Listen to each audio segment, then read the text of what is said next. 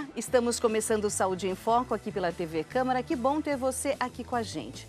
Hoje vamos falar sobre as novidades sobre a Covid. A Covid que chegou, tivemos um momento crítico, conseguimos controlar, reduzir o número de mortes e de casos, mas em que ponto que a gente está nessa caminhada da luta contra a Covid-19? E quem vai responder essas questões para a gente é a doutora Maria Gabriela De Luca, que é patologista. Doutora Maria Gabriela, um prazer enorme recebê-la novamente aqui no Saúde em Foco. Você esteve com a gente lá no pico da Covid e nos esclareceu várias coisas sobre testes, sobre a Covid e volta agora para a gente falar dessa nova caminhada, nessa nova fase da Covid. Eu que agradeço, Jaqueline. É sempre bom estar com vocês aqui. E a gente está aqui para conversar um pouquinho mais, né? Para falar de algumas novidades, algumas coisas que a gente já passou, que a gente já enfrentou e o que temos pela frente. É que essa caminhada ainda não terminou, né, doutora? Em que ponto, dá para dizer em que ponto que a gente está nessa luta? O ponto a gente não sabe ainda, né? A gente só sabe que estamos numa nova fase, né? Agora já com medicamentos viáveis, né? Então, medicamentos que são para combater o vírus SARS-CoV-2. Já temos as vacinas, né? São alguns fornecedores já de vacinas. A maioria da população de Rio Preto e do mundo inteiro já está vacinado, né? Rio Preto está com uma ótima porcentagem de pessoas vacinadas. Os testes também evoluíram bastante, mas a gente vê ainda um novo pico de uma subvariante da variante, né? Então, no conceito assim entre o meio médico, acadêmico, a gente acha que a Covid está entre nós, não vai nos largar, né? É uma doença que a gente vai ter que conviver, mas tomando os cuidados, nos preparando e com as medicações e as vacinas que ainda vão melhorar muito, a gente tende a conviver com esse vírus como qualquer outro que a gente convive até hoje, né? A ciência hoje, então, está focada nessa questão das variantes, porque já era esperado, porque as variantes surgem com a mutação, a interação entre os vários tipos. As mutações ocorrem, é normal, né? É natural de todo vírus sofrer mutação. Quanto mais o vírus circula entre a população, quer seja humanos, né? O SARS-CoV-2 é um vírus que circula entre seres humanos.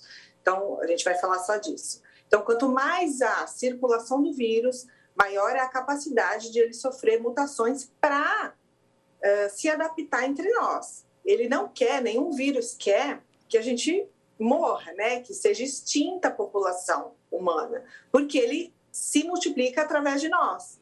Então, ele tem que se adaptar e isso aconteceu realmente, né? Ele foi ficando menos patogênico, ele foi causando menos morte para conseguir se adaptar entre nós e conseguir sobreviver junto com a gente mesmo. Então, essas variantes, elas são preocupantes até que ponto? Uma variante é de preocupação por várias características, né? Por exemplo, quando ela escapa de uma vacina, quando ela tem alto índice de transmissão, isso que a gente está vendo, né, hoje, ou quando ela tem uma capacidade maior de ser patogênica, de causar uma infecção mais grave e outros fatores, mas os principais são esses. E o principal que a gente tem que tomar cuidado é em relação ao escape de vacinas e escape da imunidade da pessoa. Então, Sim? Essa nova variante que está circulando agora, começou mais ou menos em maio, né, e está perpetuando até agora, final de junho, e parece que ela vai ficar até julho, é uma subvariante da Ômicron. Então, pode ver que lá em janeiro, quando a gente teve, né, começou em dezembro, ficou até fevereiro, um pouquinho mais ou menos, nós tivemos pessoas com sintomas de trato respiratório superior, como coriza, dor de garganta, dor no corpo, um pouco, dor de cabeça. Então, essa subvariante da variante Ômicron, que está agora, mas dá mais ou menos os mesmos sintomas, e ela tem essa capacidade também de, não é escapar da imunidade, né? Mas ela consegue ter uma transmissibilidade um pouco maior também. Como ela é chamada essa variante? BA.4 e ponto 5. Ponto 5. Então, assim, com relação às tecnologias, vacinas que existem hoje, ela consegue dar conta dessas variantes ou não? Em relação à transmissão, não, né? Como a gente tem visto, tem bastante gente infectada, mas em relação à doença grave, sim. E é isso que a gente quer. Agora nós estamos na fase das vacinas que diminuem a doença grave, né? O risco de internação, de doenças mais graves. Porém, a transmissão ainda acontece. Nós queremos chegar na fase onde a gente tenha vacinas que interrompam a transmissão. Aí a gente vai estar um pouco mais tranquila em relação à disseminação do vírus. Doutora, que nem a vacina da gripe, né? A gente toma a vacina da gripe e fala, não, é para 4, 3, né, tipos de vírus. Vai chegar um ponto, então, que teremos talvez uma vacina só ou uma tecnologia só para a Covid, essas variantes, as principais que estejam circulando? Nesse momento não dá para a gente falar, né? Covid é muito complicado, né? É uma doença nova. Nós continuamos aprendendo, né, sobre a doença. No início a gente pensava que era uma doença respiratória, pulmonar, e não é. É uma doença multissistêmica da circulação, que atinge também, claro, o trato respiratório, superior, inferior, mas não dá para falar muito bem. É claro que quanto menos o vírus circula, ela sofre menos mutação. Então, a gente vai conseguir ter vacinas com abrangência de variantes virais em 6 meses, 1 ano, né? A gente não sabe qual vai ser a frequência de tomada dessas vacinas. Doutora, um ponto importante que eu acho que você tocou é a gente tentar esclarecer um pouquinho mais essa questão que ela não é uma doença só respiratória, ela é do sistema todo. Eu estava vendo que tem pesquisas que mostram que o vírus, ele acomete o cérebro, né, os tecidos do cérebro, em outras partes do corpo também, chega nas glândulas salivares. Então, assim, eu acho que também é importante a população ter esse conhecimento, porque parece que há um senso comum de que é uma doença respiratória. Confunde com gripe, é uma gripezinha. Não é isso. É um pouco diferente, né? Ainda vão sair outras coisas, né? A ciência ainda está em estudo da patogenia da doença, mas o que se sabe hoje em dia é que não é somente uma doença respiratória. Ela acomete o trato respiratório, mas é uma doença da microcirculação e da circulação. Por isso que ela consegue chegar em tantos órgãos. Você pode ver, a gente tem acometimento do sistema nervoso central, né, de cérebro, a gente tem acometimento de trato respiratório, às vezes renal, de nervo, né? Como a gente sabe do cheiro, né? Do paladar. Então, isso tudo é por causa do nervo, não é por causa da glândula. Então, por isso que a Covid foi tão difícil de tratar lá no começo, né? Principalmente os pacientes mais graves. E aí vem a trombose, e tem todos esses problemas que são consequências da doença viral. Doutora, no pós-Covid, pode-se falar também em diabetes, que ela provoca diabetes? Também. O pós-Covid está sendo muito complicado. Eu sei que tem até médicos que estão se especializando em atendimento pós-Covid.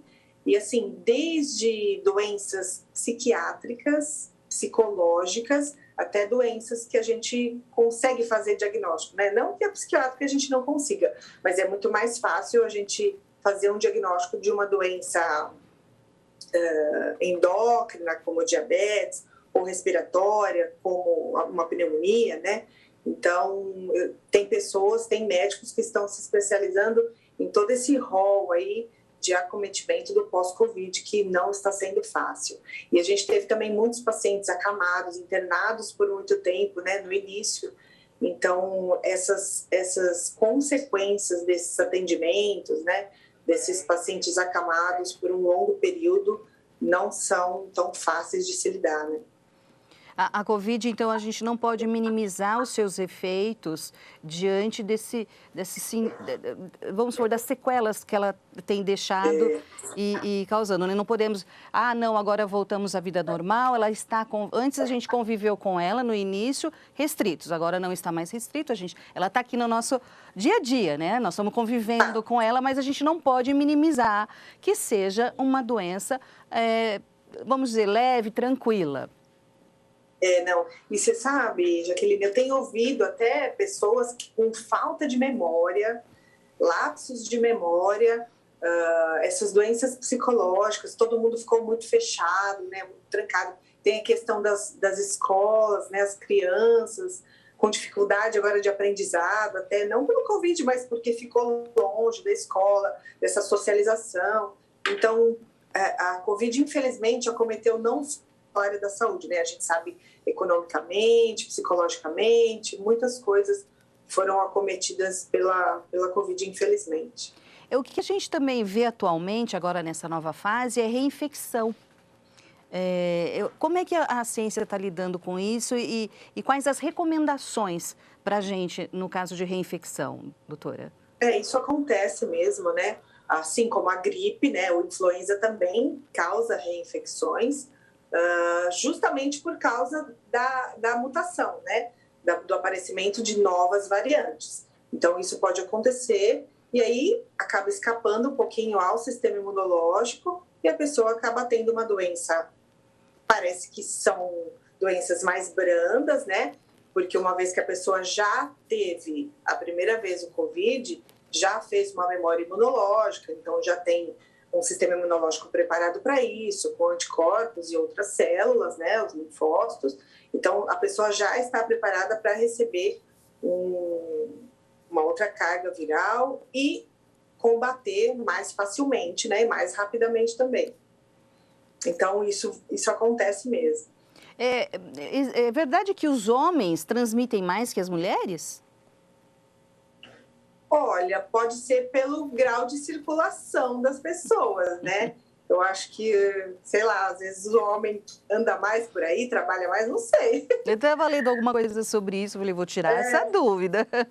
Ainda não há nada cientificamente comprovado, né? Não, comprovado não. E as pessoas que são naturalmente resistentes, né? Às vezes tem assim a família, uma pessoa pegou, o outro familiar não pegou.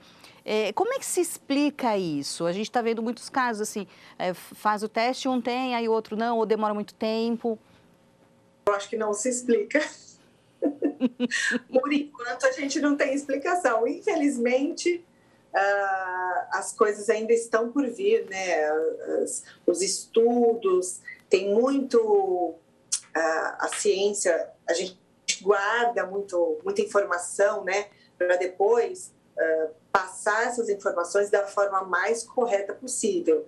Então, falar o que pode e o que não pode, as pessoas falam até, né? Mas a gente não sabe com certeza. Então, isso acontece. Você vê em famílias que a esposa tem, o marido não tem, ou o filho tem, a mãe não tem. Isso acontece, sim. Mas em várias outras doenças, isso também acontece. E aí, essas pessoas vão ter que ser estudadas, né? Em algum momento, essas pessoas vão ter que ser estudadas, olhei um pouquinho de sangue lá para ver o que determinou geneticamente ou o que aconteceu para essa pessoa nunca ter tido contato ou até, às vezes, teve a doença e não desenvolveu sintoma, né? Não apareceu nenhum sintoma. Então, essas pessoas vão ter que ser estudadas, sim. Eu quero um pouquinho desse tipo de corpo aí. E ainda não chegamos, ainda não estamos no caminho, ainda não chegamos nesse ponto ainda, desse estudo. Há outras coisas mais urgentes ainda, né, doutora? Sim. Outra coisa mais urgente, talvez, não sei se eu estou correta, são os testes. Eles evoluíram muito da última vez que a gente se falou? Evoluíram muito, em um espaço muito pequeno de tempo, né? Vamos falar do PCR, vai primeiro, né? Que é o teste de escolha para fazer diagnóstico, é o teste de padrão ouro, que a gente chama, né? Então, o PCR é um exame de biologia molecular, que é uma área nova nos laboratórios. A gente aprendeu muito biologia molecular com o advento da Covid, né? Com o aparecimento do SARS-CoV-2. Os laboratórios todos tiveram que se empenhar e aprender e pôr a mão na massa e fazer o exame, né? Claro, os laboratórios maiores. E aí, esse PCR, a gente teve uma curva de aprendizado muito boa com ele. Alguns exames no começo foram feitos por falta de know-how mesmo, né? E a gente teve, isso é de conhecimento da área da ciência, a gente teve alguns resultados falsos positivos no início, e depois essa curva de aprendizado foi entrando no eixo, né? E os laboratórios agora estão soltando resultados muito mais seguros, depois de 1 ano e meio, 2 anos, né, de doença. Então, o PCR é aquele exame que colhe com cotonete, vai para o laboratório, demora uns 2 dias para ficar pronto, por causa da metodologia mesmo, que é mais trabalhosa e mais complicadinha de se fazer, tem que ter um pouco de experiência, né? Então, o PCR evoluiu nesses termos, né, de aprendizado mesmo, por ser um teste mais especializado, poucas pessoas detinham o conhecimento nessa área. Aí a gente teve a sorologia, né, os testes de anticorpos, IgG, IgM, IgA. E a gente aprendeu que eles não servem muito para muita coisa. Então, só para algum inquérito epidemiológico mesmo. E o exame que é mais usado, mais usável, vamos dizer assim, seria só o IgG mesmo, quando não foi feito um diagnóstico prévio, mas a gente sabe que esses níveis de anticorpos IgG, eles caem com o tempo, então também não é um exame muito confiável, por enquanto. Tudo na Covid a gente fala, né, neste momento. Pode ser que lancem exames novos, pode ser que venha à tona algum exame de imunidade, não só de anticorpo. Isso parece que está sendo desenvolvido, acho que eu até tinha comentado da outra vez. Então, a imunidade não se mede só pelos níveis de anticorpos, né? Então, isso pode ser que tenha alguma mudança em relação às sorologias. Sorologia é aquele exame que a gente faz habitualmente nos laboratórios, existem vários tipos de sorologia, né? Mais para doenças infecciosas, como toxoplasmose, citomegalovírus, herpes, rubéola, isso tudo a gente já tinha um know-how de fazer. E com o Covid não foi diferente, porém a gente não consegue usar muito as sorologias nessa doença.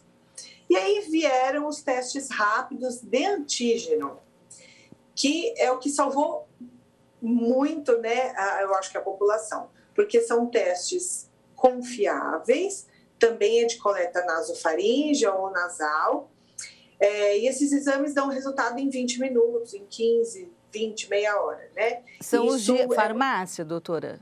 São os de farmácia. Existem os de farmácia e existem os de laboratório, né? Ah, você está falando dos de laboratório, certo. Estou falando de laboratório. Depois eu vou comentar os de farmácia.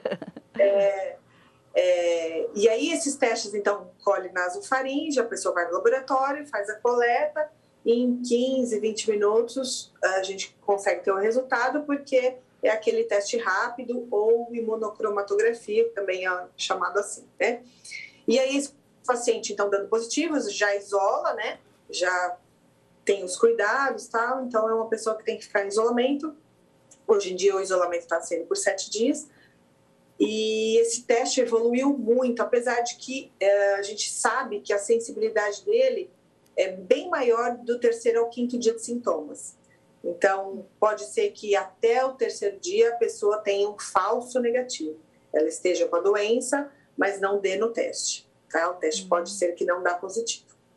Agora, você comentou dos testes de farmácia. Basicamente o mesmo teste, é um teste rápido também, só que qual a diferença entre o teste rápido da farmácia, o autoteste, né, que a gente chama, do teste rápido realizado no laboratório? É basicamente a forma de coleta, na verdade a forma de coleta é a mesma, mas a pessoa que está fazendo o teste chama autoteste, né? Então, a própria pessoa, ela é responsável pela coleta, pela realização do teste, pela interpretação do teste. E aí isso pode gerar um pouquinho de dúvida, porque é uma pessoa, às vezes leiga, né, que não tem experiência em laboratório, em coleta, e às vezes essa pessoa pode ter dúvidas, tanto na coleta, quanto na execução, quanto na interpretação dos resultados. Tanto que eu recebo, esse final de semana até, recebi vários testes de pessoas que fizeram o teste de farmácia e me mandam para eu ajudar a interpretar o resultado. Isso é muito bom, né? Porque a gente acaba ajudando, auxiliando no diagnóstico. Mas o problema é principalmente a coleta. Quando a gente mesmo faz, né, coloca o cotonete no nariz para fazer a coleta, não é agradável, né? Então, você acaba não fazendo uma coleta adequada e aí pode ser que dê um falso negativo, né? Porque você tem que raspar a 10 segundos, fazer uma raspagem ali da narina ou um pouquinho mais profundo e aí colocar num tubinho que tem um líquido e pingar esse líquido. Então, assim, uma criança, por exemplo, menor que 14 anos, é recomendado que os pais façam, né? Alguma pessoa mais de maior idade ajude a criança a fazer o teste. Mas, por exemplo, eu tenho minha cunhada fez 5 para dar o primeiro positivo. Então, é complicado, né? É mais difícil, né? Porque a pessoa não tem experiência mesmo. Mas é válido e também é aquela coisa a sensibilidade aumenta do 3º ao 5º dia. É como esses outros feitos, né, por laboratório, tem 70%, né, de eficiência, 50%, 40%. Esse também tem, e tem ainda esse agravante que é a própria pessoa fazer.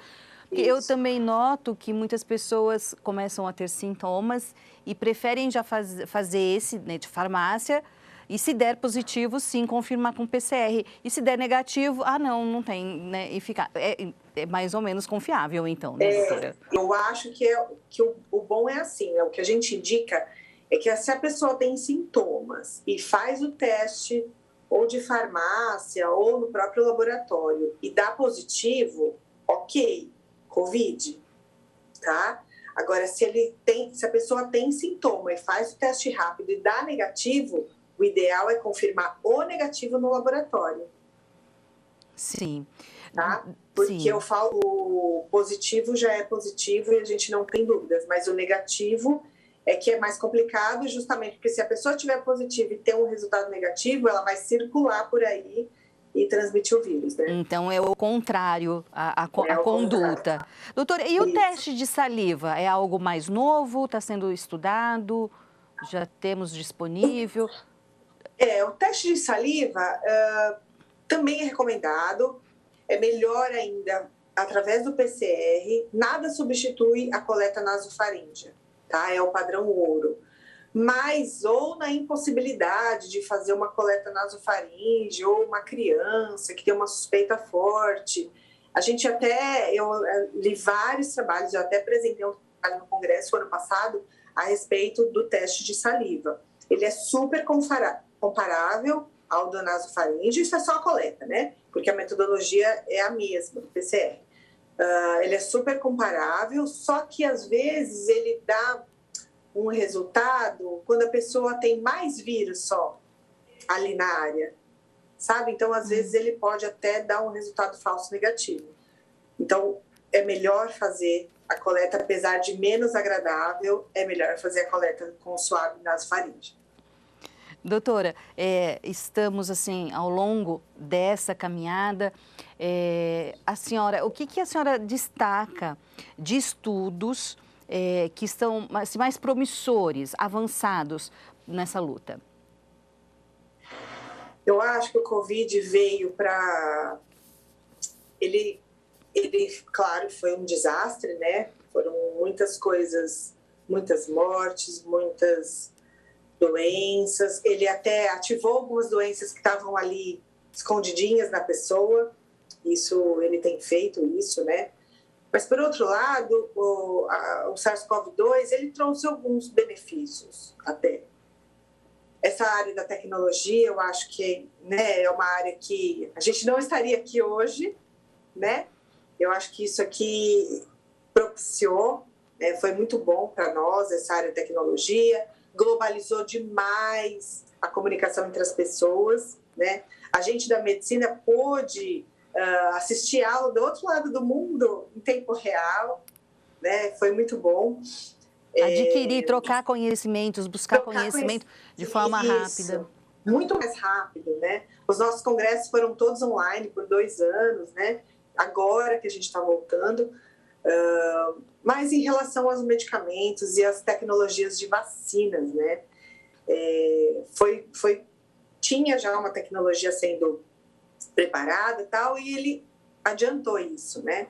Então, as vacinas foram adiantadas, né, essas novas tecnologias em relação às vacinas, e os antivirais, que são medicamentos que quase não... O que você vê de antiviral é para HIV, né, no máximo.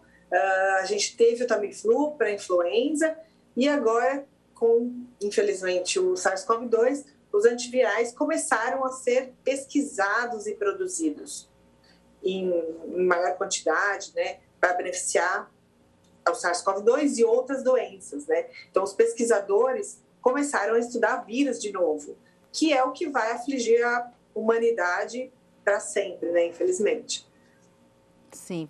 E com relação, doutora, as pessoas, eu já tive Covid 1, 2 vezes, já tomei uma vacina, ou 2 ou 3, ou até a 4 já, seguiu certinho, né, as doses de reforço. Mas, às vezes, a gente percebe que as pessoas ou estão se acostumando ou estão meio que cansadas, né? Não sei se eu posso até usar essa palavra. O que a senhora tem a dizer, aconselhar? Eu acho que a vacina está aí para todo mundo ver como foi o benefício, né? O quanto de benéfico foi tomar a vacina, mesmo que ela não interrompa a cadeia de transmissão.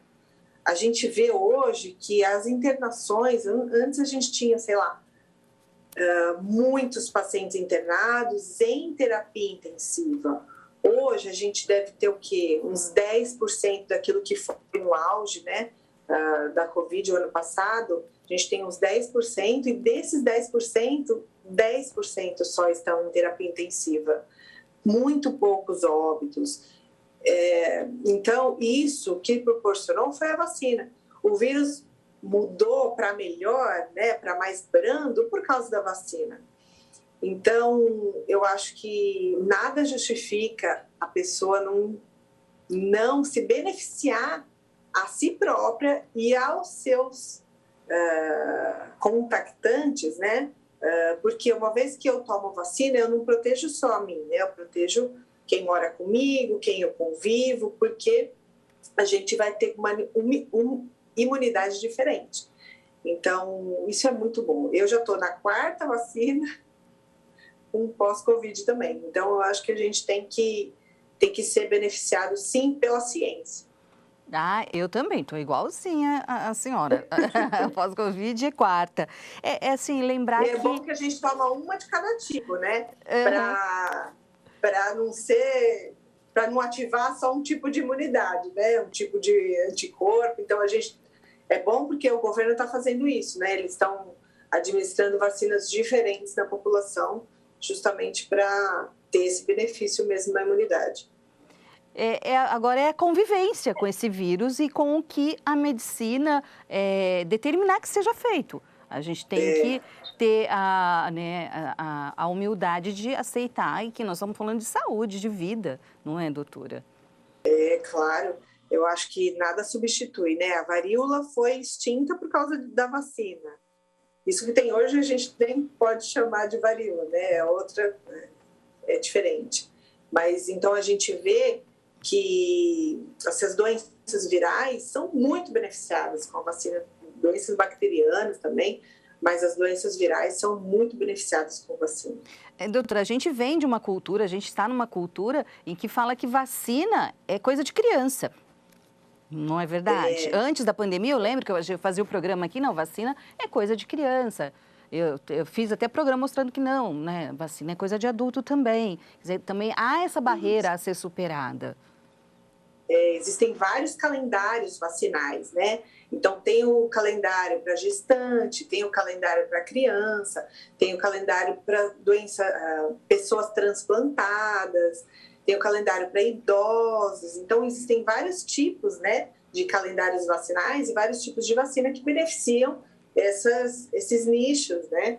Esses tipos de idades até, de pessoas, né?